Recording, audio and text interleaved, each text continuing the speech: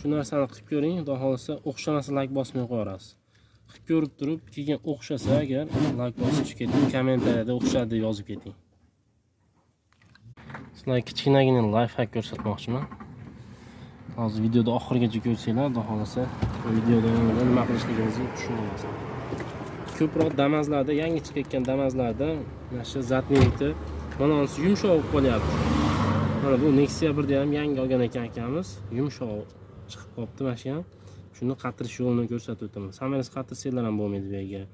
Boshqa qilsanglar ham bo'lmaydi. Izolentni o'rab ko'rsa ham bo'lmaydi. Bunga oddiy yechim. Superkilarda olasizlar akalar.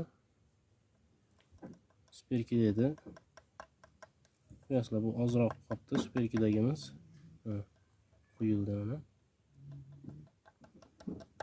Quyib olib turib, bu qatib qolguncha turmaysizlar. Mana shunaqa qilib o'ynatib turasizlar buni. Qatguncha, superkilar qatguncha.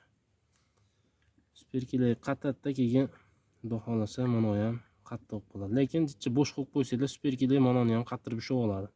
Mana shu ushab olmasligi uchun superkilar manonisini o'ynatib turasizlar. Manonida qattiq bo'lib qoladi.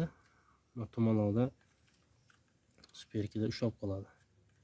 Videomiz foydali bo'lgan bo'lsa, bitta like bosib, do'stinglarga jo'natib qo'yinglar bu videoni. Bu o'zini o'zi ushashligi mumkin.